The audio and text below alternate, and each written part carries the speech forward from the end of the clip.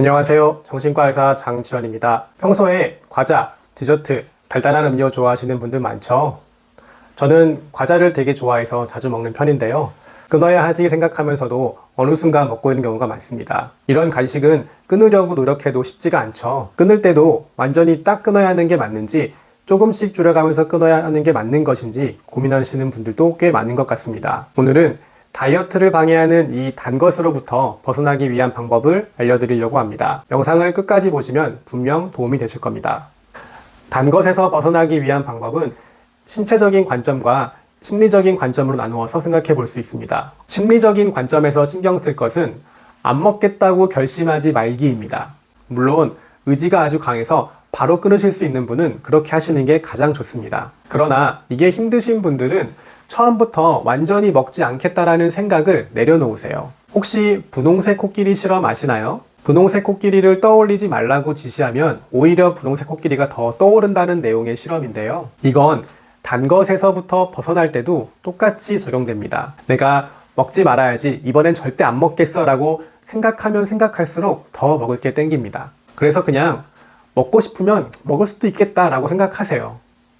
이런 나의 생각을 받아들이고 대신에 먹기까지의 과정을 조금 귀찮게 만들어 보세요. 예를 들어 간식을 집이 아닌 자동차에만 보관한다든지 집에 두더라도 아주 꺼내기 힘든 곳에 보관하는 것입니다. 이런 약간의 귀찮음이 그걸 견디도록 하는 약간의 틈을 마련해 줄 수 있습니다. 신체적인 관점에서 얘기해 볼까요? 우리가 이때 가장 신경 써야 할 것은 바로 혈당 스파이크입니다. 혈당 스파이크가 빠르면 빠를수록 나중에 훨씬 더 강하게 탄수화물을 원하게 됩니다. 따라서 간식을 먹으면 먹을수록 이후에 더 강한 허기짐이 느껴져서 간식을 반복적으로 먹게 될 가능성이 높습니다. 때문에 우리는 혈당이 오르는 속도를 완만하게 하려고 노력할 필요가 있습니다. 그렇다면 어떤 방법을 통해서 혈당이 완만하게 올라갈 수 있을까요? 제가 추천드리는 방법은 같이 먹기입니다. 어쩔 수 없이 탄수화물이 가득한 간식을 먹게 된다면 혈당이 올라가는 속도를 늦출 수 있는 것을 같이 먹는 것입니다.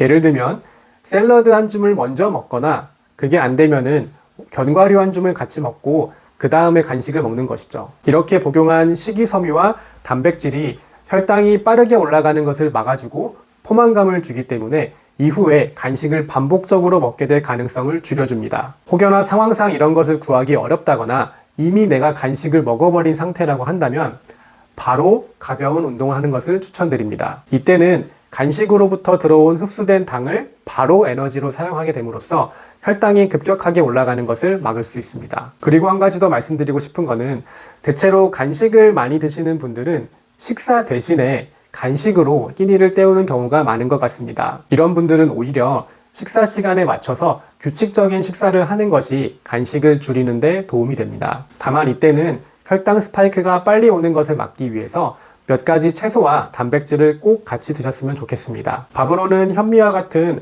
복합 탄수화물을 먹는 게 좋겠지만 그걸 꼭 고집할 필요는 없습니다. 내가 만약에 흰 쌀밥을 좋아한다면 흰 쌀밥을 먹는 것도 괜찮습니다. 오히려 처음부터 완벽한 식단 구성을 하려고 하면은 간식을 끊기가 더 어렵습니다. 스트레스를 받기 때문이죠. 너무 처음부터 복합 탄수화물, 야채, 샐러드 이런 약간 건강식을 계속 먹게 되면은 뭔가 채워지지 않는 느낌 때문에 간식을 더 갈구하게 될 가능성이 높습니다. 그래서 쌀밥을 좋아하시는 분들은 그냥 밥으로 흰 쌀밥을 드세요. 우리의 우선 목표는 달달한 간식으로부터 벗어나는 거니까요. 사실 진료를 하다 보면 간식을 많이 먹고 이런 나에 대해 자책하고 이제 또 다이어트 해야지 해서 무리하게 다이어트를 하시는 분들이 참 많습니다. 이런 무리한 다이어트가 단기적으로는 효과가 있을지 몰라도 너무 양극단을 오가는 모습 때문에 몸과 마음이 다 지쳐가는 것이 보여서 안타까울 때가 많습니다. 저는 장기적인 관점을 꽤나 중요하게 생각하는데요. 신체에도 무리가 가지 않고 정신적으로도 건강한 상태를 유지하면서 원하는 상태로 나아가는 것이 중요하다고 생각합니다. 이런 관점은 단 것으로부터 벗어나는 것도 마찬가지로 적용이 됩니다. 완전히 끊고 그러다가 또 폭식하고 이렇게 극과 극을 왔다 갔다 하는 것보다는 건강을 해치지 않는 적당한 선에서 꾸준히 지속하는 것이 중요한 것이라고 생각합니다. 제가 앞서 말씀드렸던 방법들을 사용하기가 너무 어렵다고 느끼시거나 이미 하고 있음에도 뭔가 내가 단 것에서 벗어나는 게 힘들다라고 느끼시는 분들은 병원을 방문하셔서 전문가와 한번 상담을 받아보세요. 여러분 개개인에 맞는 보다 더 현실적인 방법을 같이 고민해 볼 수도 있고요. 이렇게 힘든 과정에서 누군가 옆에 있다는 것은 단 것으로부터 벗어나는 데 큰 힘이 될 수 있습니다. 또한 간식을 지나치게 먹는 이른바 당 중독이라고 우리가 얘기할 수 있는 것들의 기저에는 우울증이나 폭식증, ADHD와 같은 문제가 있을 수도 있으니까요. 이런 문제는 단 것을 끊는데 단순히 의지로 해결할 수 없도록 만듭니다. 그렇기 때문에 혹시라도 나에게 이런 문제가 있는 것은 아닌지 한번 확인해 보셨으면 좋겠습니다. 또 요즘에는 식욕이나 충동 조절을 도와주는 약물이나 아니면은 보상작용을 감소시켜서 식욕을 떨어뜨리는 약물들이 있으니까요. 이들을 적절히 사용한다면은 큰 부작용 없이 단 것으로부터 벗어나는데 도움을 받을 수 있습니다. 오늘 제가 말씀드린 방법들이 여러분께서 여러분 나름대로의 균형점을 찾아서 단 것으로부터 벗어나는데 도움이 되길 바라며 영상을 마치겠습니다. 이상 정신과 의사 장지원이었습니다.